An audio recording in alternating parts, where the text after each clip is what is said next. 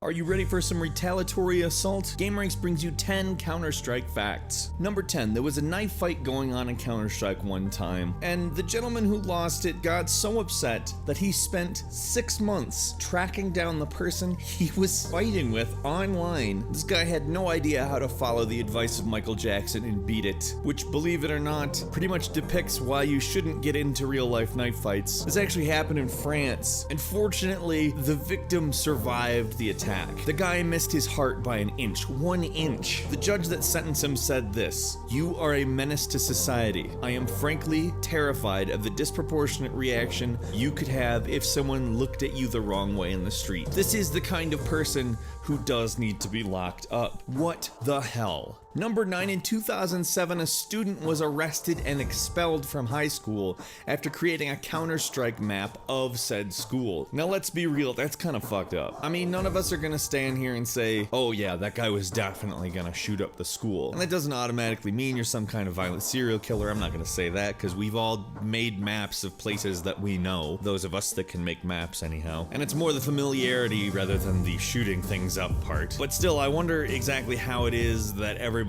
found that he made it. Did he share it with everybody? Because that indicates maybe a weird motive. Because frankly, you can make a map and not share it with anybody pretty easily. In fact, it's probably much easier than sharing it with enough people that the school knows about the shoot 'em up map that you made of your school. This was like right after the Virginia Tech shootings though, so people were rightfully on edge. Do I think that that's necessarily an appropriate reaction to that? Hell no. Arresting him? What? That's silly. Maybe you recommend counseling for him and figure out exactly why he did it before you start doing shit like that, but you know, whatever. Number 8, Jack Thompson, who is the absolute smartest person on the planet, as in he's an unintelligent asshole with no information that relates to the real world at hand whenever he makes any decisions or proclamations, sent a letter to Bill Gates about Counter-Strike because apparently they were somehow responsible for Counter-Strike, despite it, you know, not being made by them at all. He actually wanted to pin the Virginia Tech shooting on Microsoft for Counter-Strike, which...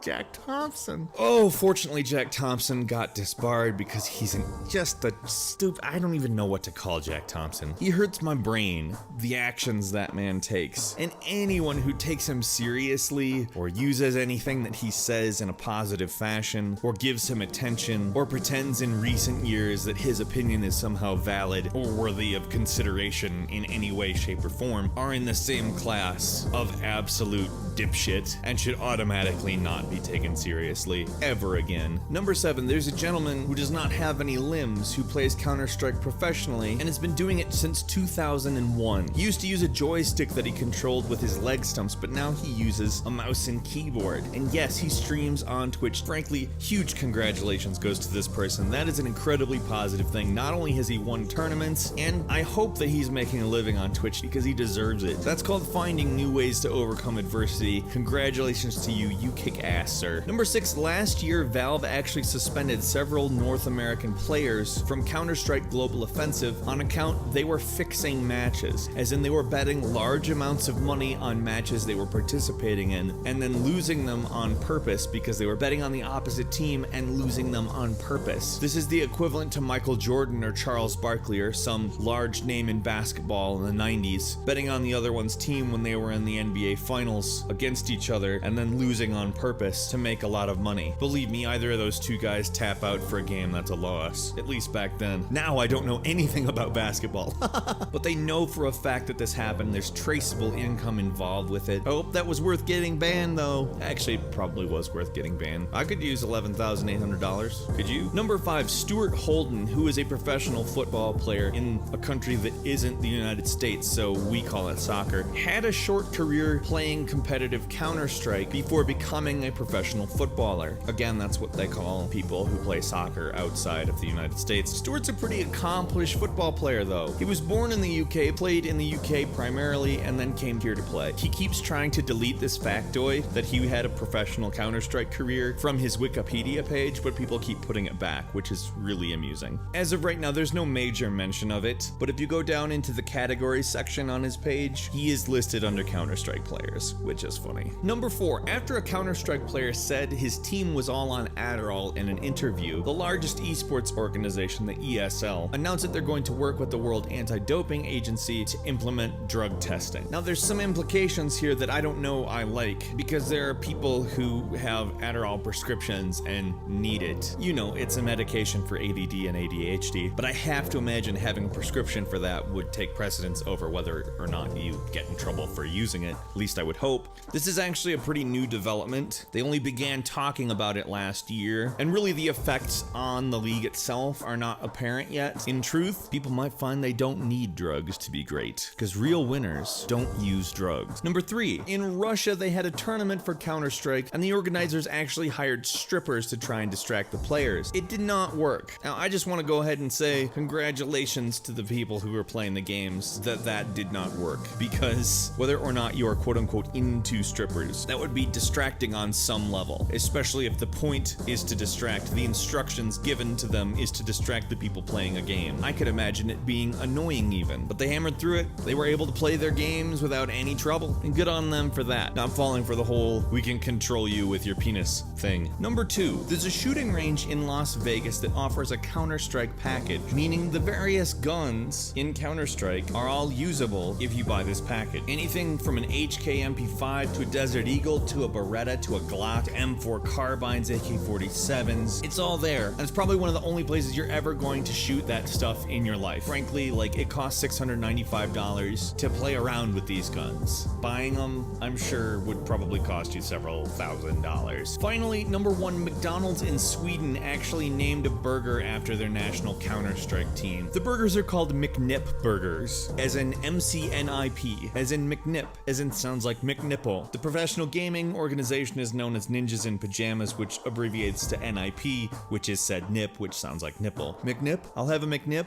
and I don't mean a McNipple, don't put a nipple on my burger. I mean the esports team themed burger, thanks. Their healthcare system is graciously provided by the government in that country, and all of the patients are graciously provided by McDonald's thanks to people buying the McNip burger. Nip, nipple. Ninjas in Pajamas. If you know any weird or interesting facts about Counter-Strike, leave them in the comments. We're of course interested to hear them. If you enjoyed the video, please click the like button, and if you're not subscribed, now's a great time to do so. We upload brand new videos every single day of the week, and the best way to see them first is of course a subscription. As always, we thank you very much for watching this video, and we will see you again next time right here on Game Ranks.